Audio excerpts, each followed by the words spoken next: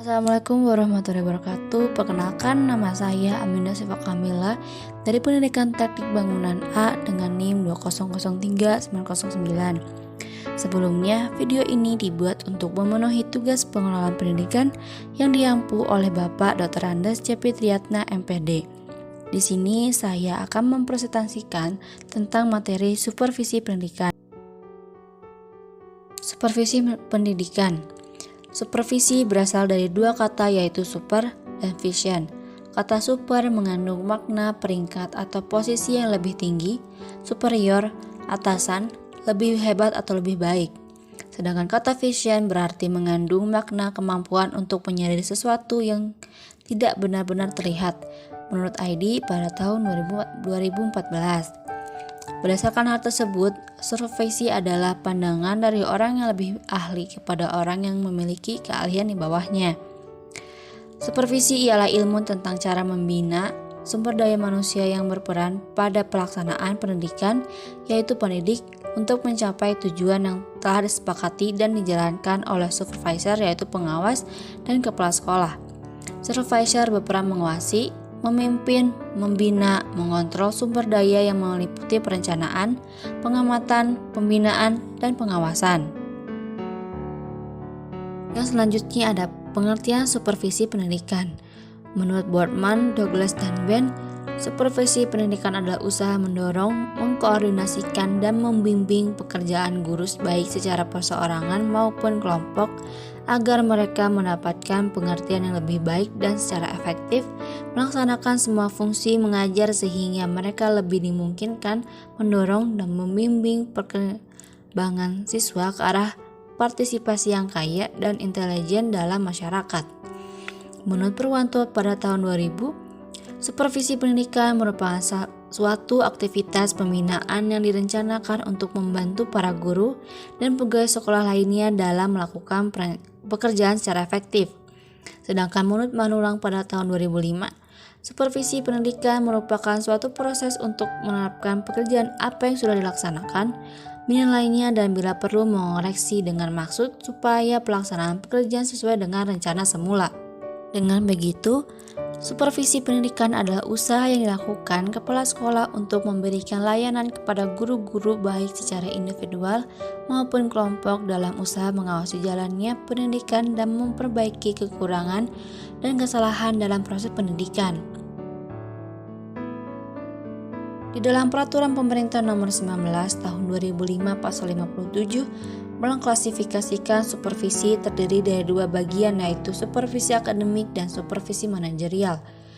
Supervisi akademik adalah supervisi yang menitik beratkan pada pengamatan pada masalah akademik, yaitu langsung berada dalam lingkup kegiatan pembelajaran yang dilakukan oleh guru untuk membantu siswa ketika sedang dalam proses belajar. Supervisi manajerial adalah kegiatan pemantauan, pembinaan, dan penilaian terhadap kepala sekolah dan elemen sekolah lainnya dalam mengelola, mengadministrasikan, dan melaksanakan seluruh aktivitas sekolah. Untuk supervisi manajerial dan akademik, secara mendasar dapat ditinjau perbedaannya, yaitu supervisi manajerial mampu membina kepala sekolah dan staf dalam meningkatkan kinerja sekolah, sedangkan supervisi akademik mampu membina guru dalam meningkatkan kualitas pembelajaran. Yang selanjutnya ada prinsip supervisi. Yang pertama dikemukakan oleh Gunawan pada tahun 2002. Gunawan membagi prinsip ini menjadi dua. Yang pertama, prinsip praktis. Dalam prinsip ini, seorang supervisor harus berpedoman pada prinsip yang positif yang harus selalu diikuti dengan prinsip negatif. Yang kedua, prinsip fundamental. Prinsip ini bersumber pada sesuatu yang kokoh dan mendasar seperti Pancasila. Sedangkan Sutopo pada tahun 2001 membagi prinsip ini menjadi 7. Yang pertama, prinsip organisasional. Pengawasan dapat dilakukan dalam kerangka struktur organisasi yang melingkupi. Yang kedua, prinsip perbaikan. Pengawas berusaha mengetahui kelemahan kemudian dicari jalan pemecahan. Yang ketiga, prinsip komunikasi. Pengawasan dilakukan untuk membina sistem kerjasama dan hubungan baik antara atasan bawahan dalam proses pengelola organisasi. Yang keempat, prinsip pencegahan. Pengawasan dilakukan untuk menghindari adanya kesalahan dalam mengelola komponen-komponen organisasi. Yang kelima adalah ada proses pengendalian. Pengawasan dilakukan agar semua proses manajemen berada pada rel yang telah digariskan sebelumnya. Dalam hal ini, prinsip efisien dan efektif menjadi ukuran. Yang keenam ada prinsip objektif. Pengawasan dilakukan berdasarkan data nyata di lapangan, tanpa menggunakan penilaian dan tafsiran subjektif pengawas. Yang terakhir ada prinsip kontinuitas. Pengawasan dilakukan secara terus-menerus baik selama berlangsung proses pelaksanaan maupun setelah pelaksanaan kerja. Selanjutnya ada tujuan supervisi pendidikan. Terbagi menjadi dua tujuan, yaitu tujuan umum dan tujuan khusus. Tujuan umum dari supervisi pendidikan adalah kedewasaan, yang artinya suatu proses supervisi diharuskan membantu guru agar dapat membantu anak mencapai kedewasaan, yaitu membuat anak didik sanggup mengambil keputusan sendiri dan bertanggung jawab sendiri. Yang kedua, tujuan khusus atau operasional merupakan tujuan supervisi pendidikan yang ingin dicapai melalui kegiatan nyata supervisi. Contohnya adalah A. Membantu guru agar lebih mengerti tujuan-tujuan pendidikan di sekolah dalam usaha mencapai tujuan pendidikan itu. Yang B. Membantu guru agar mereka lebih menyadari dan mengerti kebutuhan dan masalah-masalah yang dihadapi siswanya. C. Membantu guru mengadakan diagnosa secara kritis dan kesulitan mengajar dan belajar murid dan menolong mereka merencanakan perbaikan. D. Memperbesar kesadaran guru terhadap tata kerja yang demokratis dan kooperatif serta memperbesar kesediaan untuk tolong-menolong. E. Membantu guru meningkatkan kemampuan penampilannya di muka kelas. F. Membantu guru untuk lebih memanfaatkan pengalamannya sendiri. G. Memperkenalkan guru atau karyawan baru kepada situasi dan kondisi sekolah dan profesinya. H. Menghindarkan guru dari segala tuntutan yang di luar batas kemampuan dan kewenangannya, baik tuntutan dari dalam maupun dari luar sekolah.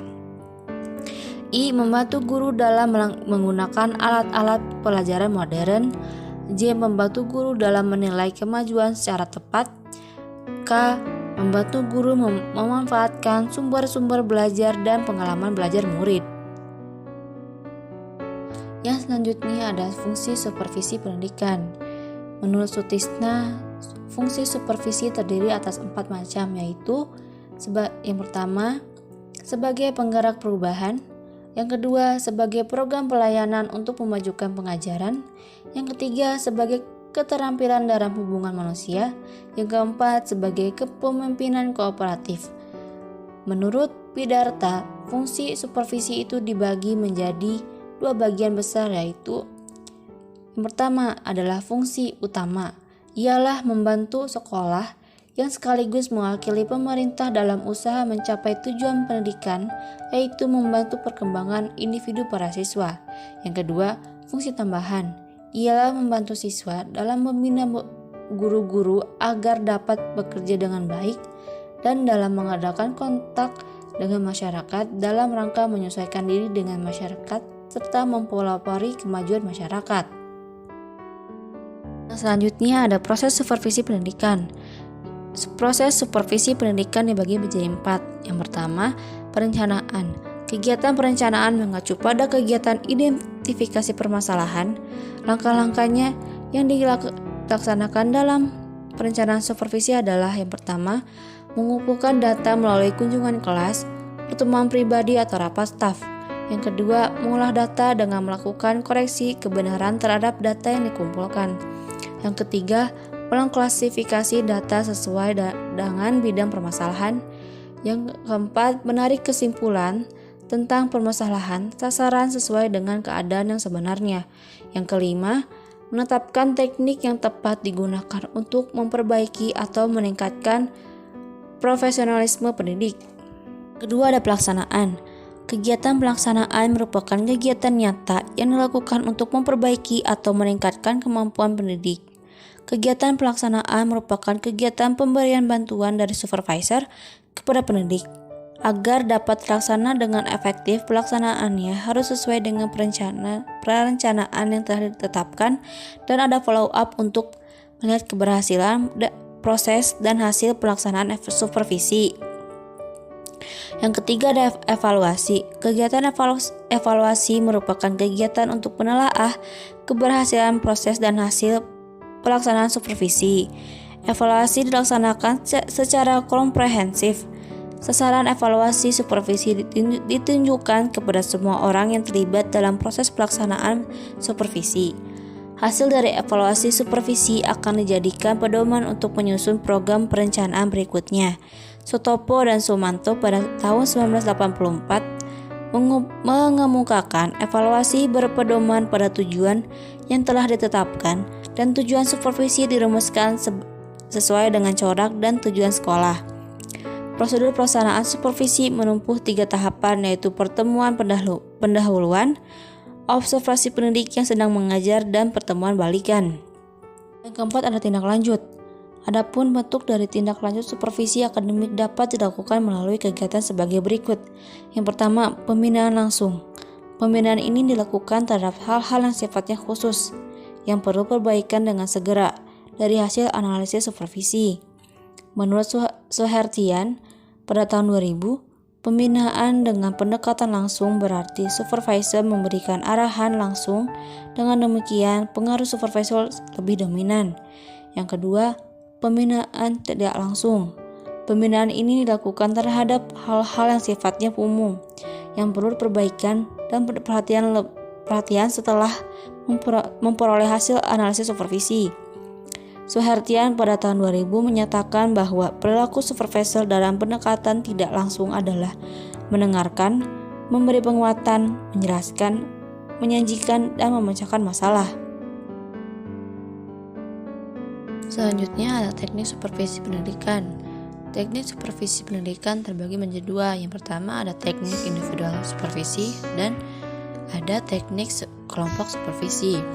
Dalam teknik individual supervisi, yang pertama ada teknik kunjungan kelas, teknik observasi kelas, percakapan pribadi, percakapan kelompok, intervitasi atau mengunjungi sekolah lain, penyeleksi berbagai sumber materi untuk belajar, menilai diri, dan yang terakhir supervisi yang memakai para siswa. Dan dalam teknik kelompok supervisi memiliki teknik-teknik. Yang pertama, pertemuan orientasi bagi guru baru, rapat guru, studi kelompok antar guru, diskusi, workshop, tukar-menukar pengalaman, teknik diskusi panel, teknik seminar, teknik simposium kegiatan, teknik demonstrasi mengajar, teknik buletin supervisi, dan yang terakhir, organisasi profesi. Selanjutnya ada manfaat supervisi pendidikan. Pertama, dapat menemukan kegiatan yang sudah sesuai dengan tujuan. Kedua, dapat menemukan kegiatan yang belum sesuai dengan tujuan. Ketiga, dapat memberikan keterangan tentang apa yang perlu dibenahi terlebih dahulu atau yang diprioritaskan.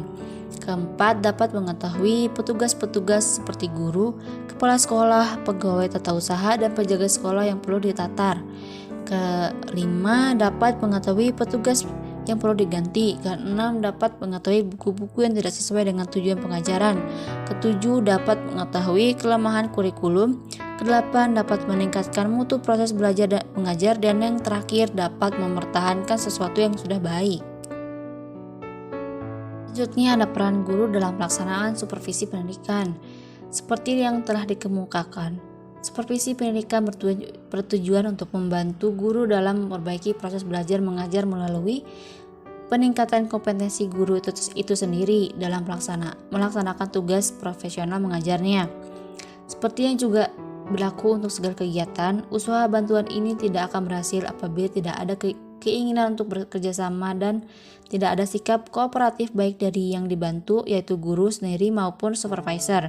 Dengan demikian, peranan guru terhadap berhasil tidaknya program supervisi ini adalah sangat besar.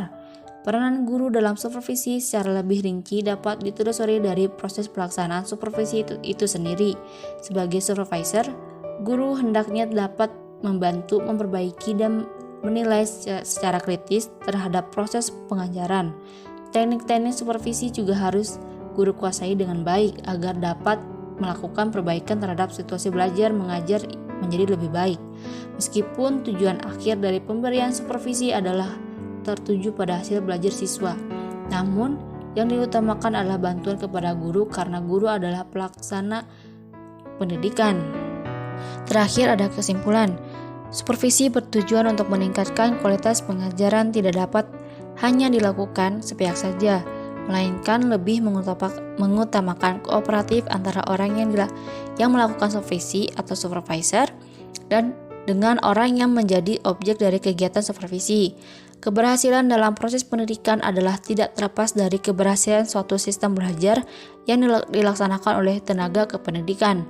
Dalam hal ini harus dipahami bahwa supervisi itu tidak hanya dilakukan untuk guru saja, melainkan untuk seluruh komponen yang terlibat dalam suatu lembaga kependidikan. Dengan demikian, ditinjau dari orang-orang yang mendapat pengawalan, supervisi merupakan proses belajar yang menghasilkan pengetahuan, sikap dan keterampilan kerja yang baru. Dengan kata lain, supervisi pendidikan bertujuan untuk menghasilkan perubahan tingkah laku para petugas sekolah sebagai tenaga kependidikan yang profesional. Sekian dari saya, mohon maaf apabila ada kesalahan-kesalahan dalam penyampaian dan pengucapan. Wassalamualaikum warahmatullahi wabarakatuh.